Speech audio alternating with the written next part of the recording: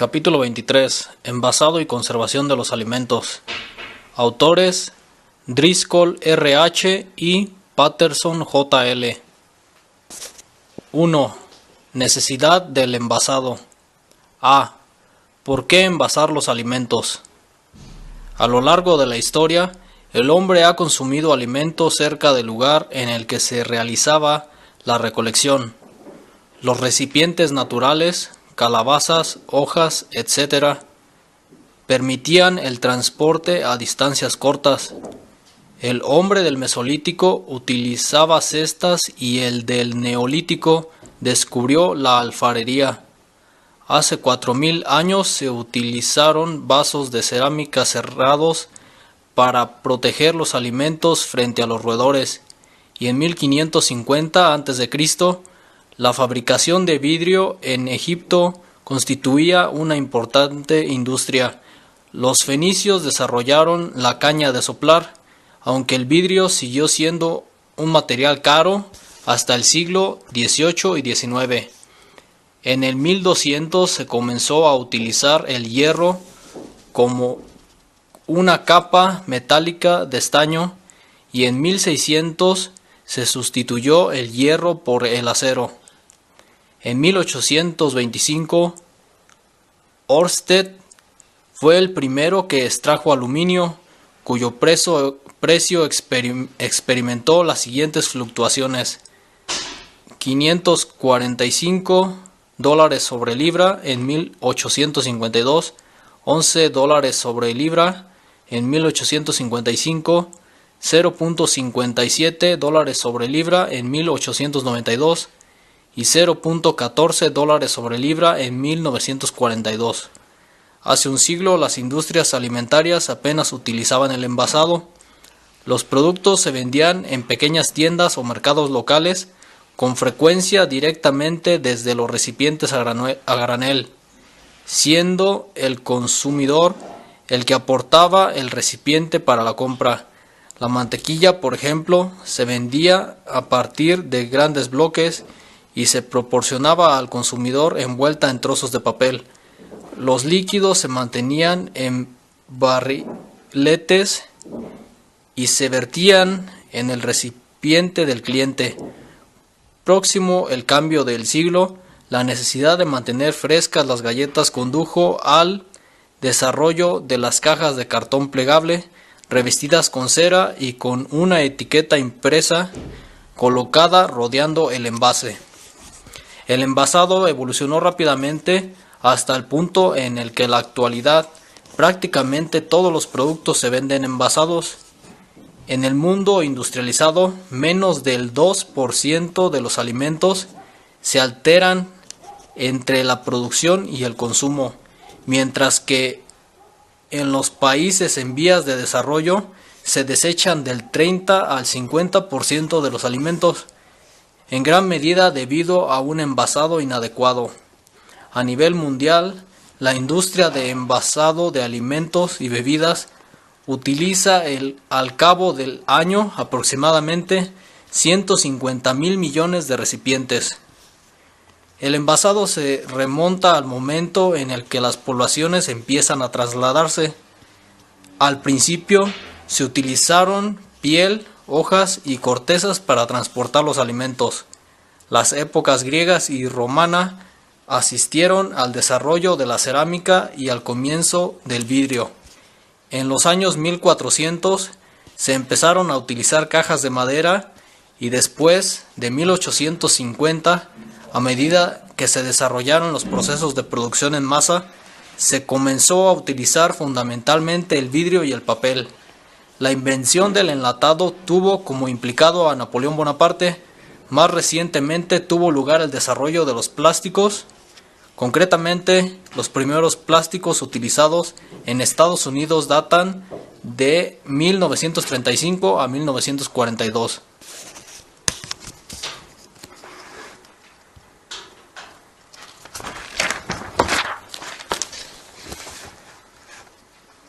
Los principales objetivos del envasado son servir de continente al producto y protegerlo. En el primer caso se trata de conseguir un buen mantenimiento del producto, en condiciones adecuadas para el transporte, mientras que con la protección se busca obtener unas condiciones de mantenimiento seguras que impidan un deterioro significativo de la calidad. El término envasado abarca los materiales propios de envasado y los auxiliares como las colas, cierres, embalajes, tintas, etc. Algunas razones de segundo orden para el envasado son las siguientes. 1. Provisión no uniforme de alimentos. La producción de alimentos varía de un año a otro, sequías, etc., e incluso en un mismo año, época de recolección. Esto afecta a la calidad y precio del producto. El envasado constituye una forma de prolongar la disponibilidad del producto. Ello afecta igualmente al mercado internacional, posibilitando el transporte marítimo de alimentos y permitiendo que los productos estacionales sean más accesibles fuera de temporada. 2. Mantenimiento de la calidad.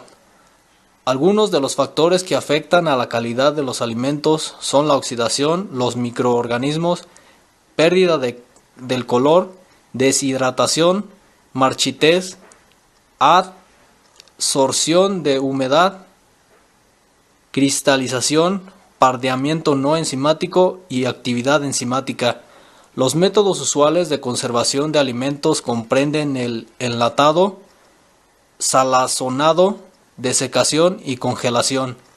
El envasado constituye igualmente un método de mantenimiento de la calidad. 3. Comercialización. Un envase puede ayudar a vender un producto. Actualmente las compañías utilizan para sus productos denominaciones comerciales en lugar de nombres genéricos, con el fin de facilitar el reconocimiento del envase por parte del cliente. 4. El desarrollo con éxito comercial de las primeras películas, por ejemplo, Nitrato de celulosa, supuso una revolución de las posibilidades del envasado. 5. Hábitos de consumo. Véase más abajo, tendencias en el envasado. 6.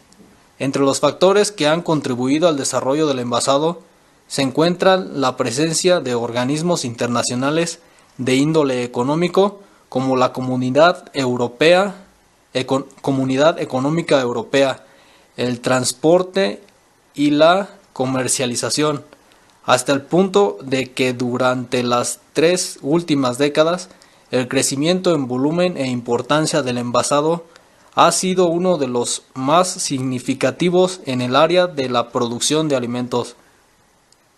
B. Tendencias en el envasado. Un cambio importante en los hábitos de consumo en Australia fue la tendencia a ir abandonando las comidas constituidas por carne, hortalizas y patatas por comidas ligeras, snacking y grazing, consumidas hasta 6 veces al día. Dicho cambio fue adoptado por 2/3 de la población entre los años de 1983 y 1993. El horno de microondas constituyó el equipo adecuado para facilitar este cambio. Las comidas grazing se adaptaban a la utilización de las microondas. Las cenas de televisión, Dinners TV, preparadas en bandejas convencionales de aluminio cubiertas con cartón, pasaron a distribuirse en bandejas de cartón impermeable revestidas con poliéster resistente al calor. Recientemente se ha confirmado la validez del poliéster CPET.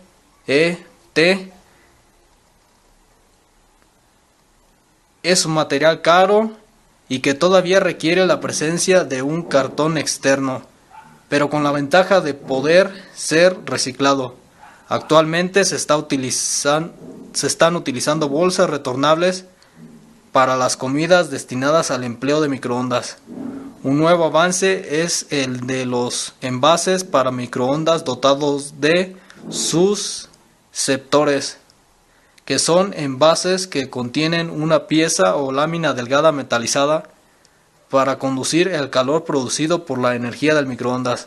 Finalmente, existe la tendencia hacia los envases de tipo cuencos esterilizados o los recipientes Launch Bucket, en los que el producto se cuece en un autoclave, generalmente a 121 grados Celsius, en una estructura laminar herméticamente cerrada que posteriormente, una vez abierta o abierto por el consumidor, tapa FAESO. Se cubre con una tapa especial o una envoltura ajustada y se coloca en el horno de microondas. Existe una gran variedad de alimentos semipreparados cuya elaboración varía desde añadirles directamente agua hirviendo, nódulos instantáneos o introducirlos dentro de bolsas en agua hirviendo, hasta su consumo en frío directamente desde el envase. Otras tendencias incluyen los alimentos frescos, comidas nutritivas y productos saludables como alimentos bajos en grasa, sal, calorías, colesterol y con elevado contenido de fibra. El crecimiento del mercado de exportación ha conducido a modelos de envasado adaptados a los diferentes hábitos de consumo del sudeste asiático. En Estados Unidos puede afirmarse que la moda sanitaria casi ha desaparecido al dirigir los productores sus objetivos hacia el mercado constituido por la población joven y los de alimentos semipreparados. Las grandes compañías deben tener sus propios departamentos de envasado con el fin de desarrollar nuevas formas o mejorar las ya existentes. Estos departamentos deben encontrar soluciones técnicas a los conflictos representados por la demanda de precios bajos, conservación del producto, presentación atractiva y utilidad de los recipientes. En Australia se ha diseñado un código práctico para ayudar a la industria a aplicar la legislación a fin de evitar envasados erróneos o engañosos. Un envase que satisface los requisitos del código no es considerado engañoso por las autoridades estatales, pero si no cumple el código, la responsabilidad recae sobre el fabricante, quien deberá demostrar que no es engañoso. El código abarca tanto los productos del país como los importados y enfatiza principalmente los aspectos relacionados con el volumen. A continuación, se exponen diferentes ejemplos. Las proporciones de espacio libre que se permiten en los alimentos son las siguientes. 1. Tortas, productos de confitería, galletas, 40%. 2. Chocolatinas, 40%. 3. Aerosoles, 40%. 4. Otros productos, 25%. El código especifica el tamaño de los envases de ampolla y contempla algunas excepciones en las normas señaladas anteriormente, por ejemplo, envases de patatas fritas y envases transparentes. El volumen total del espacio libre debe ser inferior al 15%, excepto en los aerosoles. Actualmente se está modernizando el Weights and Measures Act de 1915. Esto requiere la presencia en los envases de un informe sobre la cantidad, identificación del envasador, tamaños estándares y espacio libre limitado. La General Foodstuff Act, Pure Food Act 1908 exige que los alimentos envasados se etiqueten con el nombre del producto, ingredientes, nombre y dirección del fabricante, envasador o vendedor y país de fabricación. El Consumer Protection Regulation Date Stamping en 1978 exige que en la etiqueta del envase de los alimentos con vida útil de al menos 2 años figuren los términos consumir antes de o envasado con fecha. El Plant Disease Act de 1924 contiene los requisitos de envasado y etiquetado de frutas frescas y algunas hortalizas. El Bread Act de 1969 dispone que figure el peso nominal en panes preenvasados.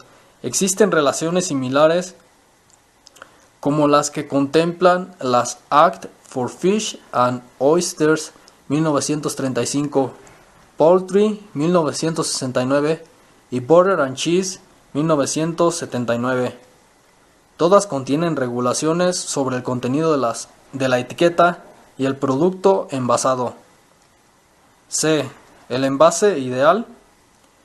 El envase ideal no existe. Los materiales de envasado se mejoran continuamente para que podamos aproximarnos al envase ideal, pero existen requisitos contrapuestos que un envase debe satisfacer, como amplia visibilidad y escaso contacto con el medio ambiente. Compárese, por ejemplo, las necesidades de envasado de los helados, cereales para el desayuno y hortalizas. Las exigencias de envasado se ven afectadas por el clima, duración prevista de almacenamiento y producto. Tabla 1. Un envase ideal debería cumplir los siguientes requisitos. 1. Toxicidad 0. 2. Amplia visibilidad del producto. 3. Gran atractivo comercial. 4. Control de gases y humedad. 5. Rendimiento estable dentro de un amplio rango de temperatura.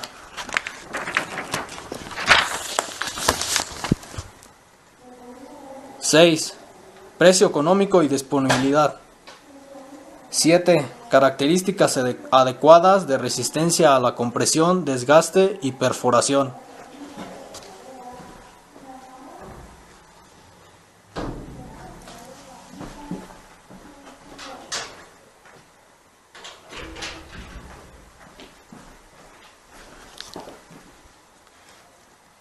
8.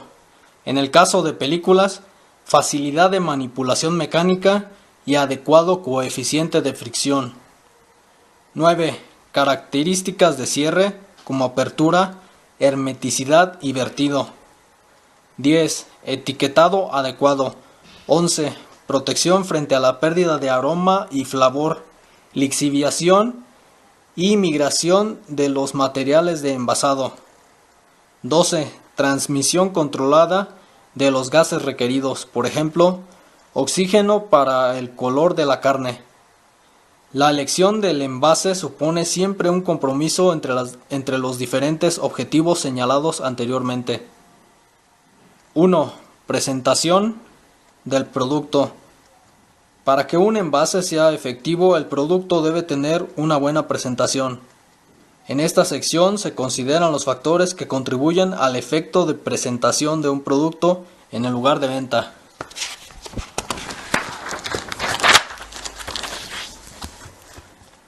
1. Tipo de local.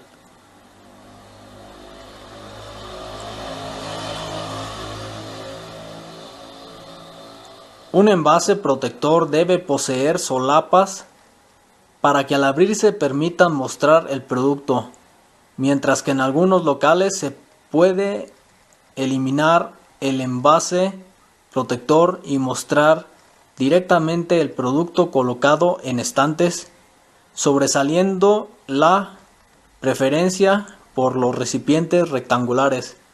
Relación entre un gran volumen de producto y espacio del estante.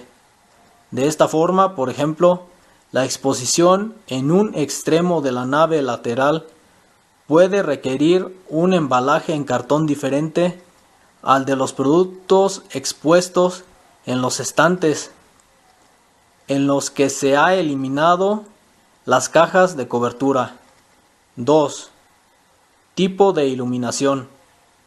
La luz solar directa, exposición en escaparates o al aire libre, puede ocasionar la alteración del color de la tinta e impartir una consistencia quebradiza a los materiales plásticos. Igualmente, algunos plásticos, por ejemplo celulosa, reflejan de tal forma la luz que el contenido del recipiente se oscurece, por lo que debe utilizarse polipropileno menos satinado. Los clientes suelen preferir una presentación más discreta mediante iluminación indirecta. 3.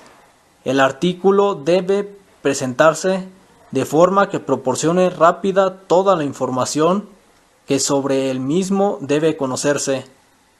Por ejemplo, debe verse completamente a través del envase, y si esto no es así, debe facilitarse una imagen del producto en la envoltura.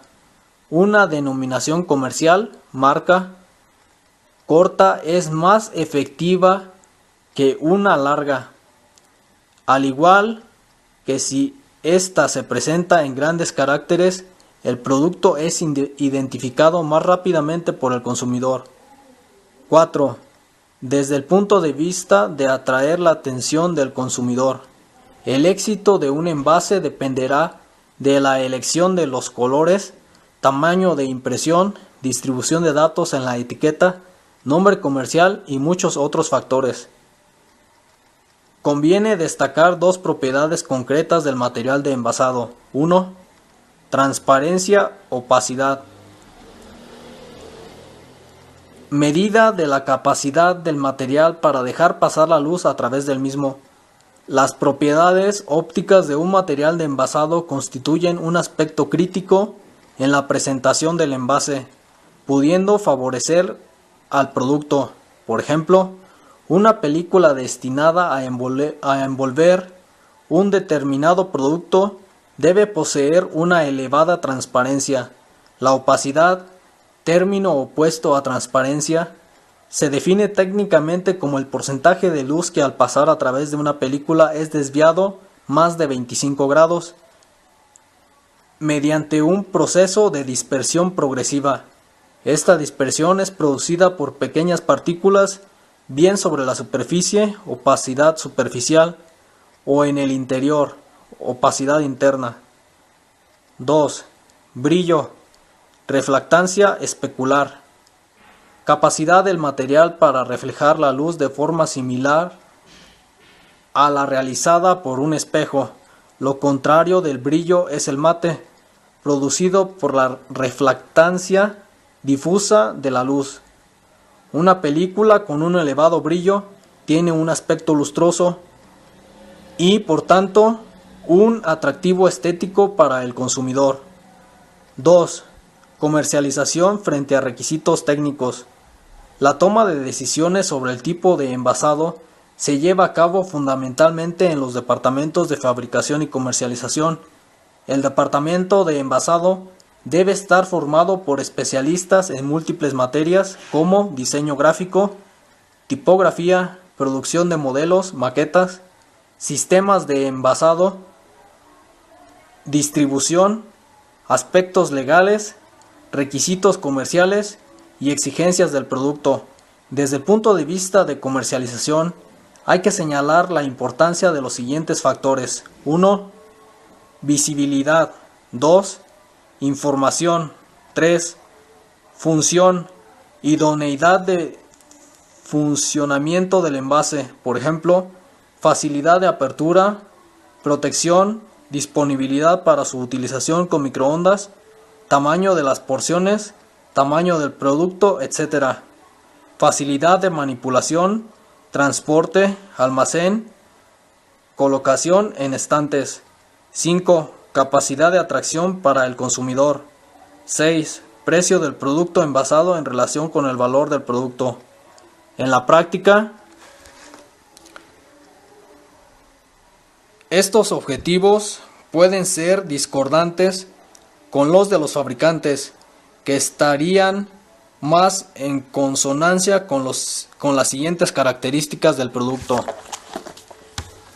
1. Dimensiones, volúmenes, densidades. 2. Disponibilidad de equipo y capacidad de los materiales de envasado para su utilización con la infraestructura existente. 3. Colocación del producto en el envase. 4. Velocidad de las líneas de envasado y otros aspectos semejantes. Al solucionar estas diferencias constituye una cuestión importante para desarrollar un producto adecuado. Un departamento de I y D debe conjugar diferentes especialidades. Por ejemplo, una determinada compañía puede reunir especialistas en desarrollo de productos y envases, expertos en ciencias básicas, estabilidad durante el almacenamiento, microbiología, etc., y especialistas en desarrollo de procesos, ingenieros químicos, para conseguir una adecuada relación producto-envase. 3. El medio ambiente. Los ecologistas se hallan preocupados por las consecuencias de los actuales métodos de eliminación de envases.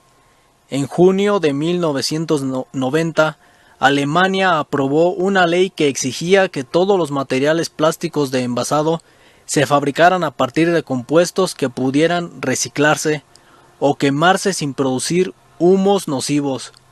Muchos hidrocarburos halogenados producen humos tóxicos. Igualmente, se consideró ilegal la utilización de tintas de imprenta que contuvieran metales pesados, al tiempo que se restringía su reciclaje, y se dispuso que en cada envase se hiciera constar su composición. En 1955, la CEE exigió que el 95% de los plásticos pudieran reciclarse, dando lugar de esta forma a un envasado más barato y a un incremento de la presión para utilizar plásticos reciclados en contacto con los alimentos. En Australia, la presión de los ecologistas condujo a toda clase de reclamaciones verdes, envases ecológicos, productos biodegradables y especialmente reciclado. La reciente limpieza llevada a cabo en diversas zonas de Australia, Clean Up Australia Day, Mr. Ian Kierman, ha resaltado el problema de los plásticos, al comprobarse que de las 20.000 toneladas de envases retirados anualmente, la mayoría eran plásticos. La tendencia actual se orienta hacia una mayor producción de plásticos reciclables. Se ha constatado que la basura encontrada en los bordes de las carreteras estuvo constituida, en número no en peso, por un 48% de papel, 17% de plástico, 4% de botellas, 4% de latas y 26% misceláneo, piezas de automóvil, etc. La cuestión estriba en determinar a quién compete la responsabilidad del problema de eliminación de envases. Debe ser la industria alimentaria quien se autorregulen en lo referente al envasado. ¿Quién debe pagar la recogida y distribución? ¿Existe un excesivo envasado de productos? No todos los materiales se reciclan con facilidad. En la mayoría de ellos resulta antieconómico su recogida y reciclado. Por ejemplo, el 62% de las latas de aluminio que se venden se recuperan frente al 26% de los envases de vidrio. El aluminio utilizado en otras aplicaciones, láminas, recipientes, ofrece un bajo nivel de recuperación. La posibilidad de reciclar depende de factores como la importancia del mercado, facilidad de recuperación y ahorro energético que conlleva la reutilización. La industria envasadora posee generalmente sistemas de reciclado propios, por ejemplo, mediante recogida de residuos plásticos que posteriormente se vuelven a triturar y fundir mediante extrusión, un método alternativo que permite el cálculo del índice de recuperación a partir de los resultados. Lo constituye la incineración, en la que puede utilizarse un componente energético. El reciclado no es la única solución. La biodegradabilidad hace referencia a la degradación de un material de envasado cuando se expone a las condiciones ambientales. La celulosa, papel, una vez quemada, se vuelve muy lentamente debido a la actividad microbiana, mientras que algunos plásticos actuales tardan de 1 a 2 meses en descomponerse. Por ejemplo, los envases tipo Hi-Con se fabrican con polietileno fotodegradable. Otra solución consiste en reducir la cantidad de material que se utiliza. En otras palabras, reciclar, reutilizar y reducir.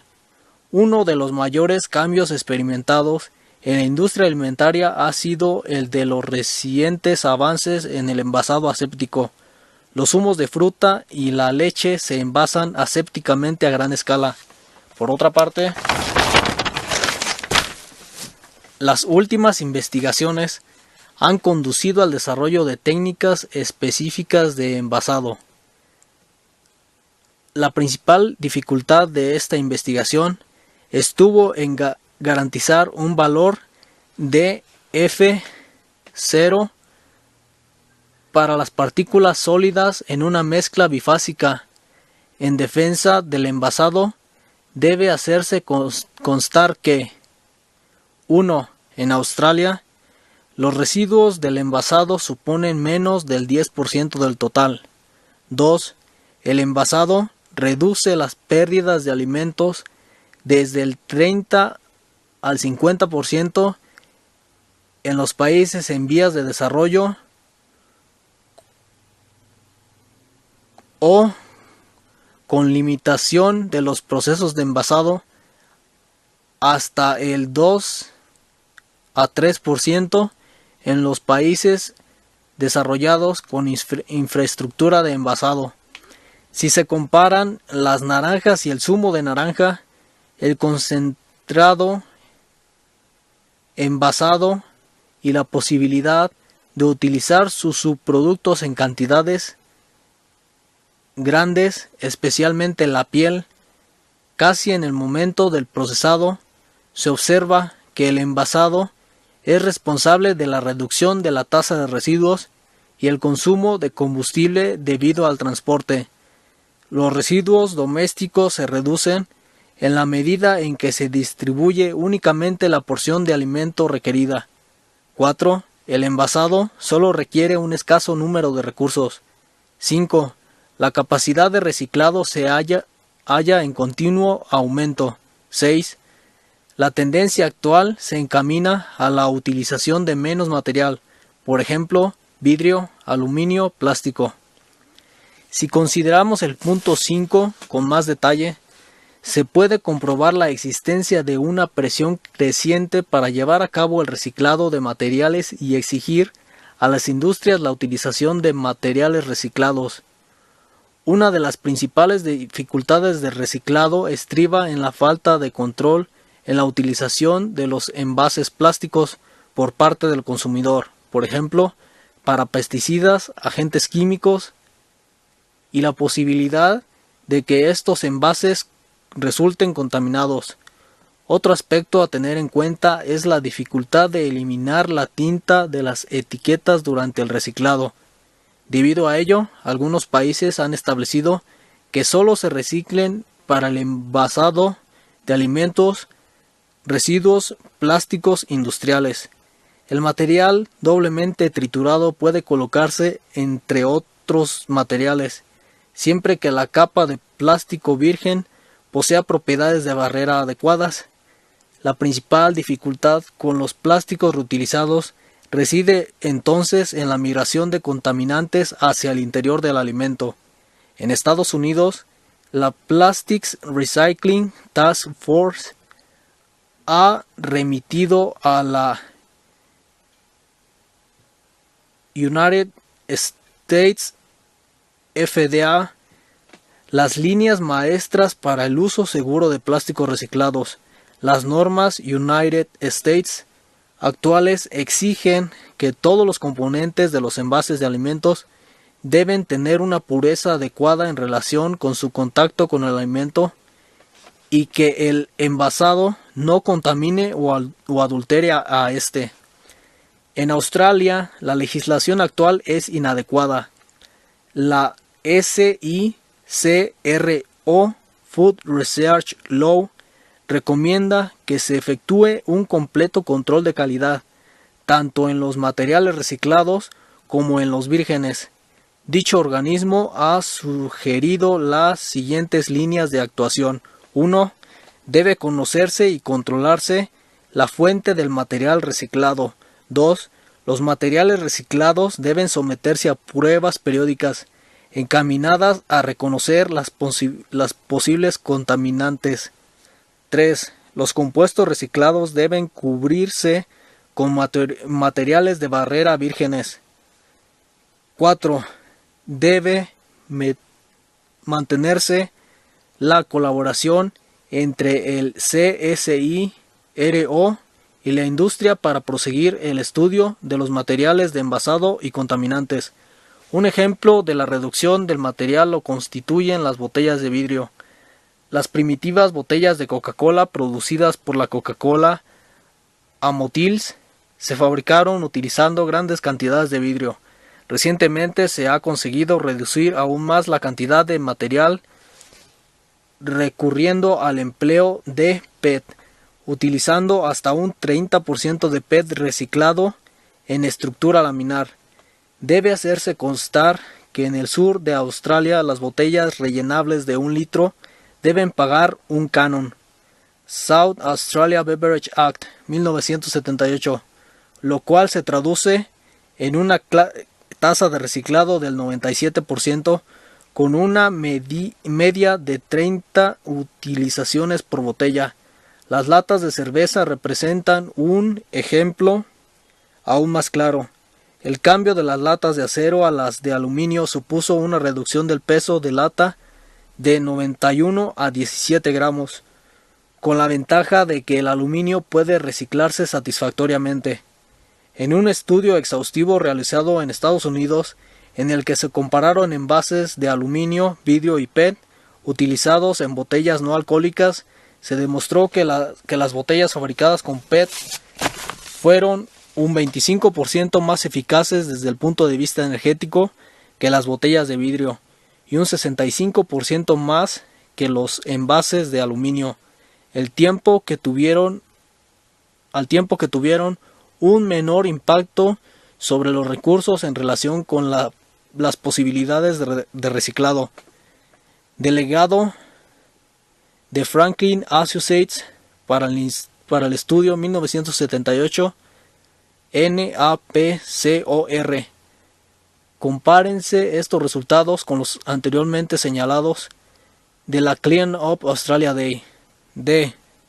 Necesidades de envasado en alimentos específicos. El envasado de alimentos diferentes requiere distintas soluciones. En esta sección se abarcan los requisitos de envasado de los distintos grupos de alimentos. 1. Productos de panadería. Entre los alimentos de este grupo se encuentran el pan, pasteles, galletas y pastas. Se caracterizan por estar constituidos por granos de cereales molidos, harina, cuya cocción da lugar a la gelatinización de los gránulos de almidón y su transformación en un producto comestible. La alteración de la calidad del producto de este grupo de alimentos se debe a 1. Cristalización de los gránulos de almidón que da lugar al endurecimiento. 2. Adsorción de humedad que origina productos menos crujientes. 3. Crecimiento de moho en productos con un elevado contenido de humedad. 4. Enranciamiento por exposición de los lípidos al oxígeno. 5. Desecación de la miga de las hogazas de pan. Las principales formas de envasado de productos de panadería tienen como objetivo principal aspectos relacionados con la distribución más que con la protección. La calidad del producto se asegura especificando su vida media útil. Por ejemplo, el pan debe consumirse tan rápidamente como sea posible.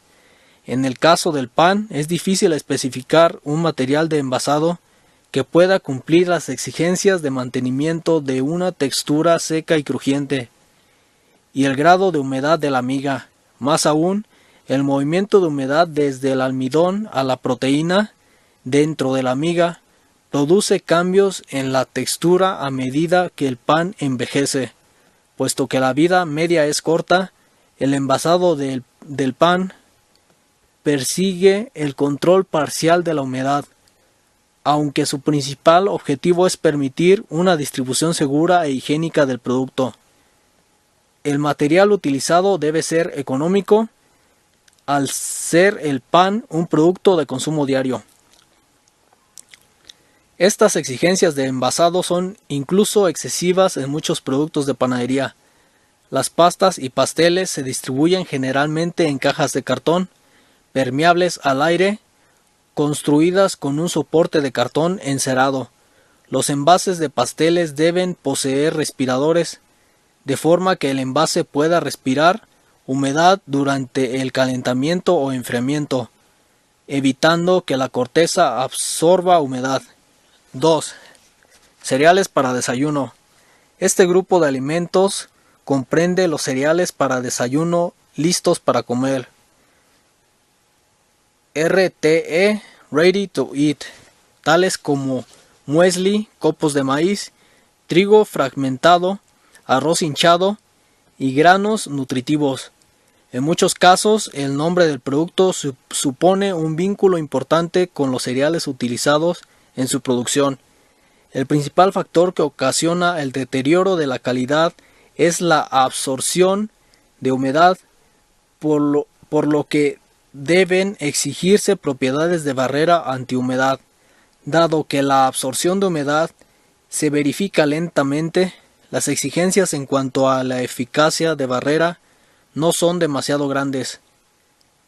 Generalmente se utilizan cajas de cartón recubiertas con papel encerado.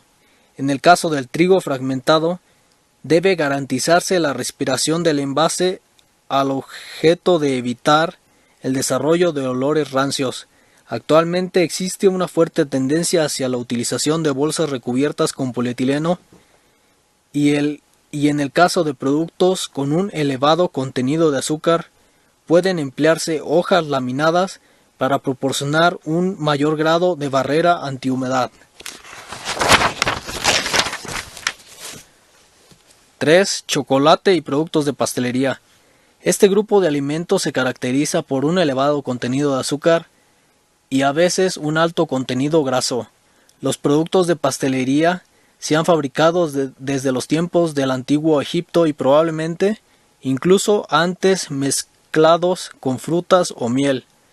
Entre los factores causantes de alteración de estos productos se encuentra la absorción de humedad en los dulces, que contribuye a la pegajosidad, la pérdida de humedad en los compuestos azucarados no cristalinos, floración del chocolate, bloom, separación del azúcar, lo que confiere un revestimiento de color gris suave a la superficie del chocolate, y oxidación de la grasa en los productos ricos en este compuesto, aunque la grasa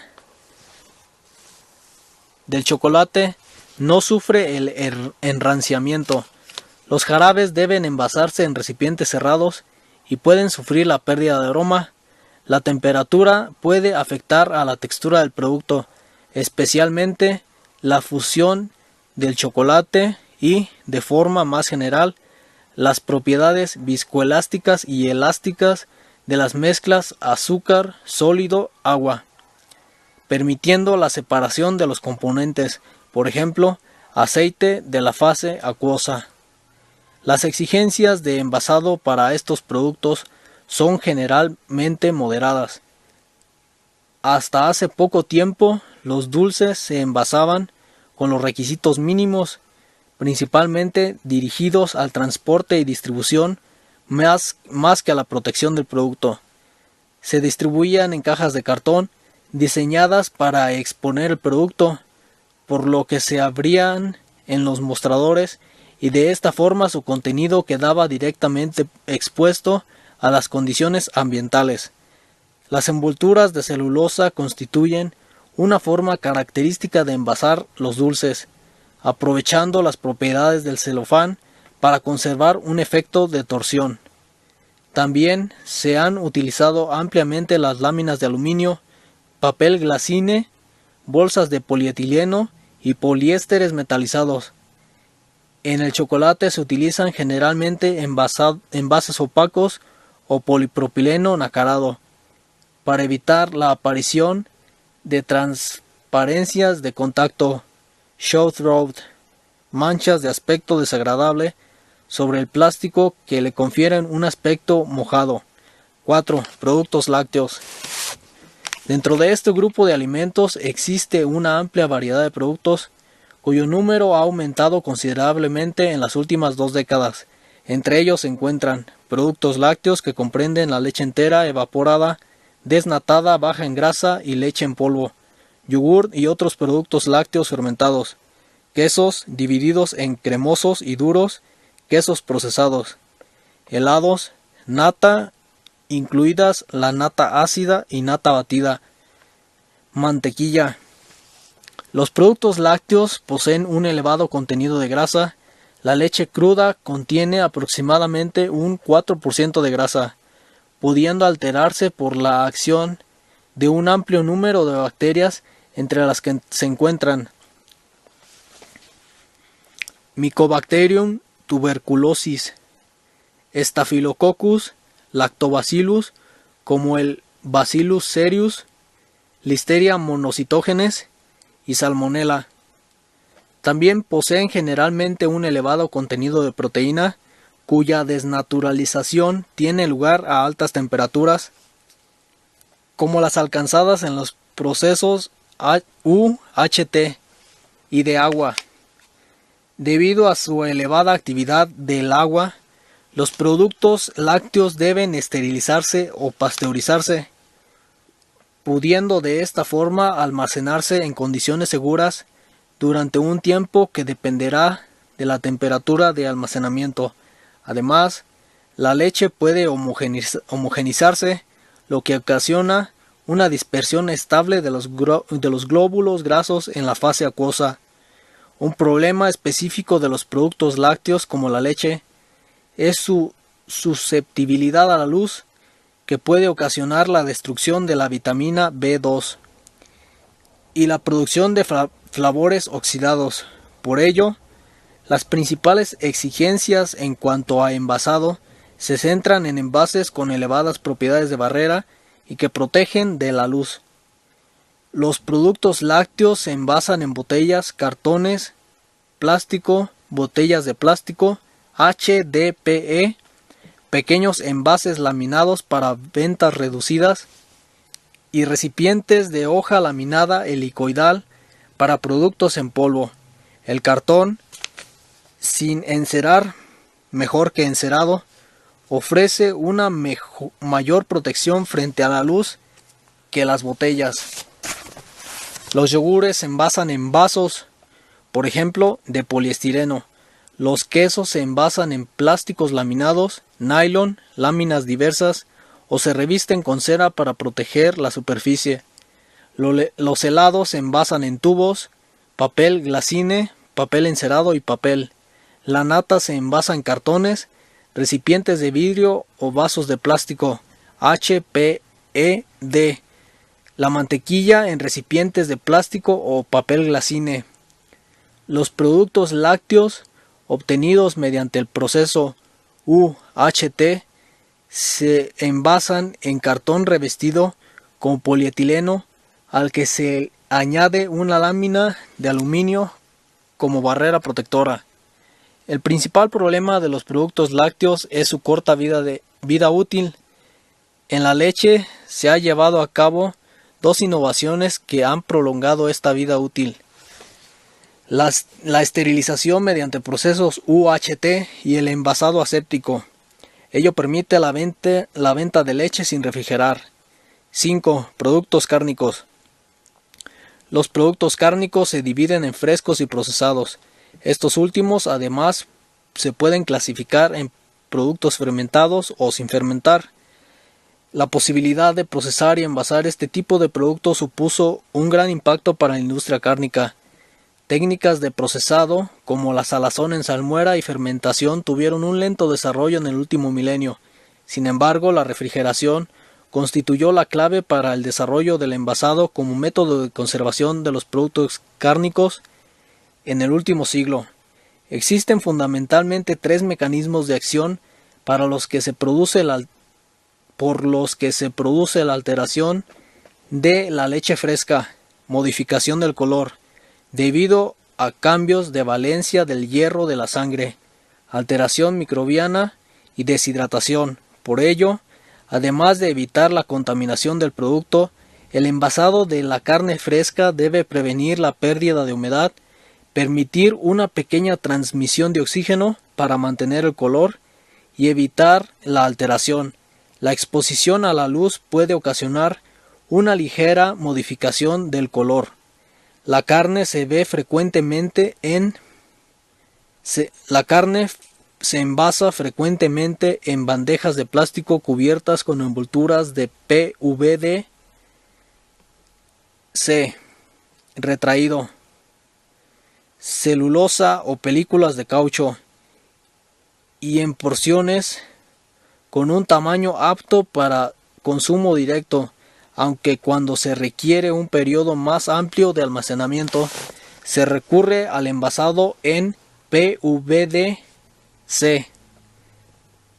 o un polímero de cloruro de vinilideno, VDC, y cloruro de vinilo, VC, relativamente impermeable a la humedad y al oxígeno. Los bloques se envasan a vacío o congelados. Las modificaciones del color debidas a la congelación pueden afectar igualmente la calidad de la carne. Una congelación lenta permite un aspecto translúcido a la carne, y una congelación rápida proporciona un aspecto gris opaco a la superficie. Un envase comercial típico está constituido por una bandeja de cartón o poliestireno, una bandeja colectora para recoger la sangre y fluidos filtrados, y una envoltura adherente de plástico que permite la migración de oxígeno pero no la de humedad. Por ejemplo, PVC, EVA, celofán o películas de caucho.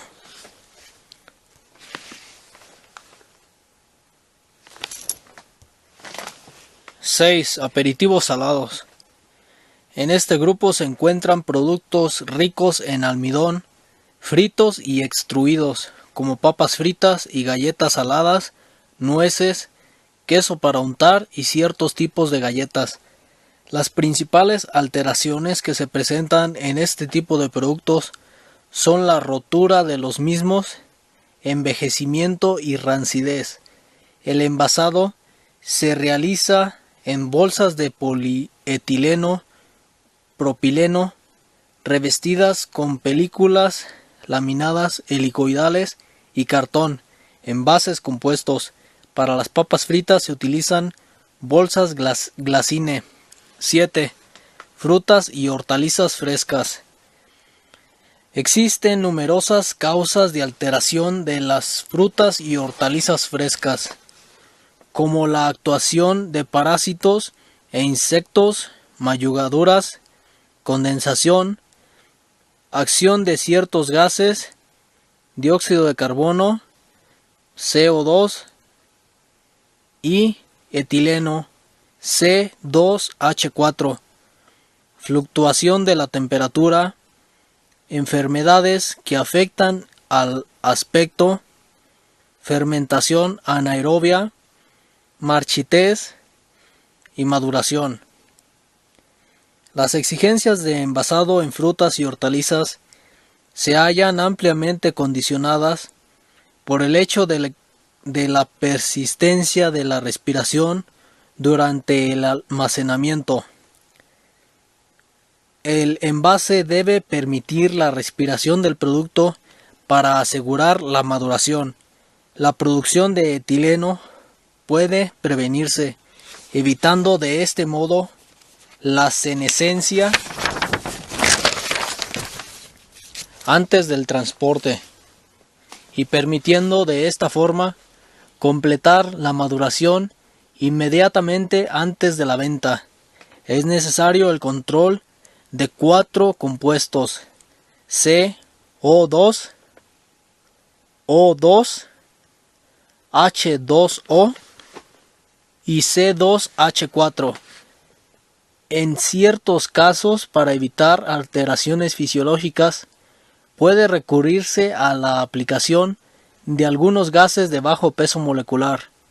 El polietileno, acetato de celulosa y películas de caucho constituyen algunos ejemplos de materiales utilizados en el envasado de hortalizas. Otros alimentos. Los siguientes alimentos merecen consideraciones especiales por diferentes razones. El café requiere un envasado con elevadas propiedades de barrera para retener el aroma y el sabor.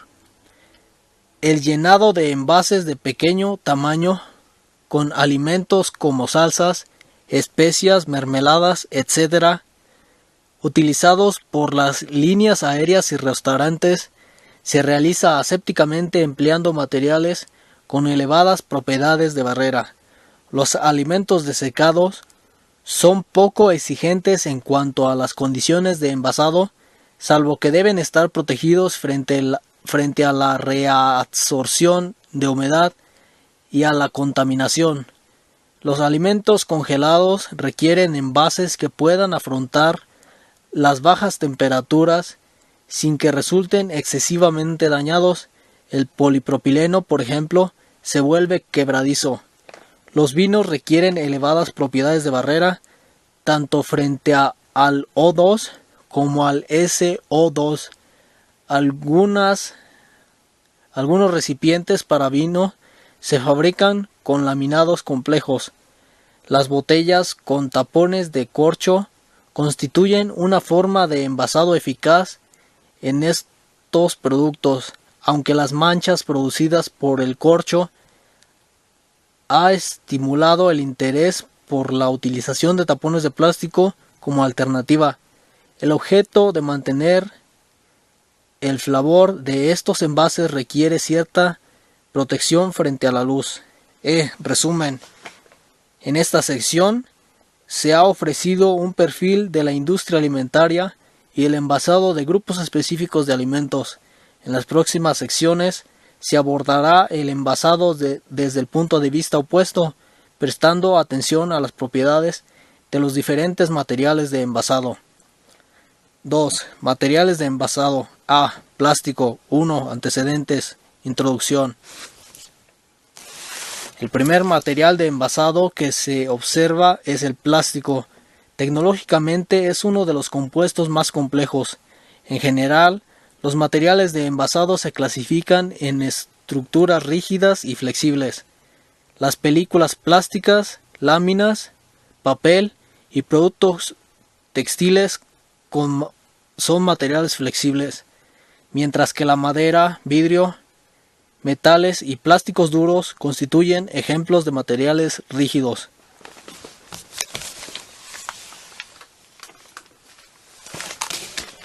El volumen de plásticos que se produce actualmente al año supera la cantidad de acero consumida y prácticamente ninguno se recicla. Hoy día los plásticos suponen el 25% de los residuos domésticos.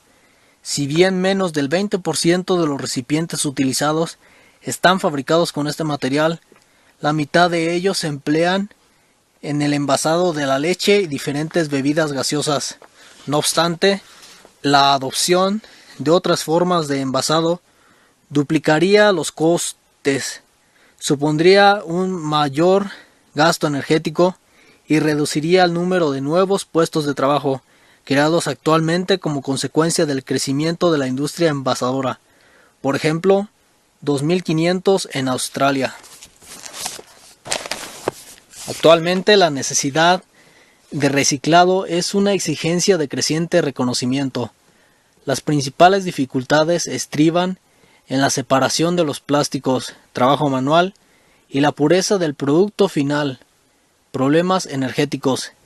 Debido a su inferior coste unitario y a su menor consumo de energía durante el proceso de fabricación, los plásticos han evolucionado hasta sustituir a los materiales tradicionales de envasado, vidrio, papel y metales, en sustituciones donde no son necesarias elevadas propiedades de barrera. Aunque los plásticos no ofrecen propiedades de barrera ideales. El desarrollo de compuestos laminados y copolímeros está consiguiendo una lenta reducción del nivel competitivo con respecto a los recipientes metálicos y de vidrio.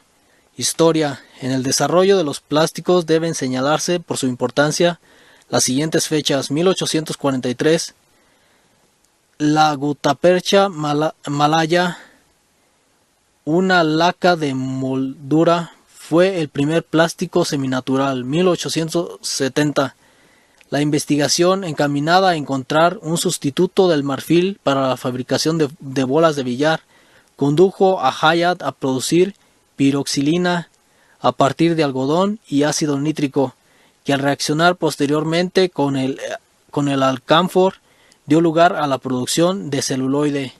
1909, Leo Baekeland, a través de la reacción del fenol con formaldehído y el empleo de hexametil N-teramina a presión como catalizador para prevenir la formación de espuma, obtuvo baquelita, la primera resina sintética. 1919, se obtuvieron películas de caseína. 1927, desarrollo del acetato de celulosa y cloruro de polivinilo.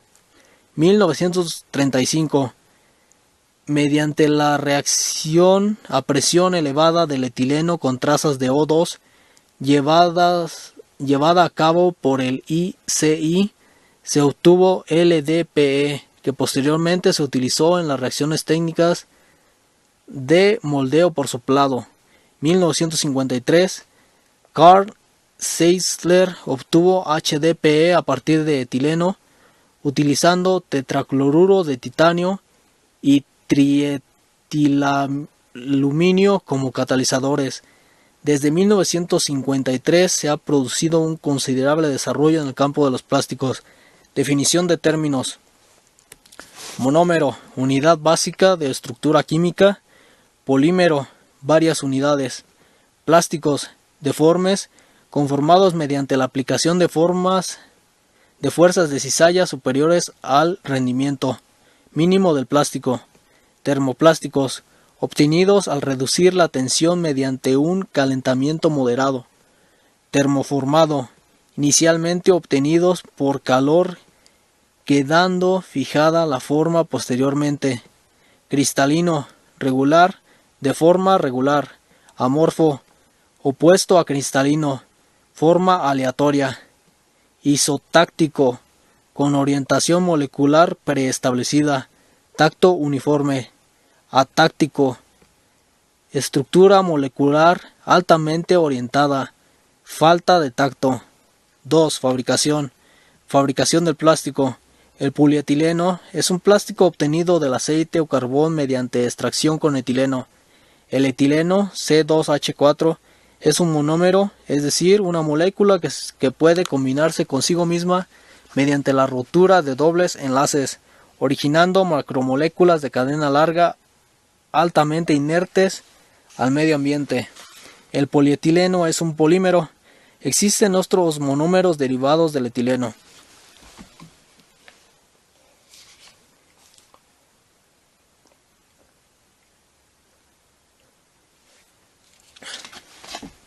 Las cadenas monomérica puede girar y plegarse sobre los enlaces C-C, dando lugar a macromoléculas cuya forma varía desde una línea recta a una esfera.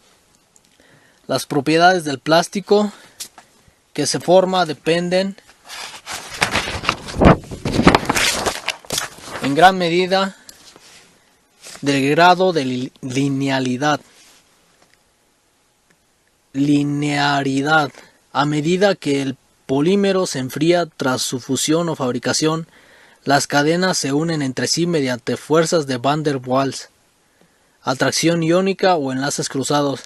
Si las moléculas se encuentran alineadas y uniformemente ordenadas, encajarán adecuadamente, originando una mayor densidad y cristalinidad.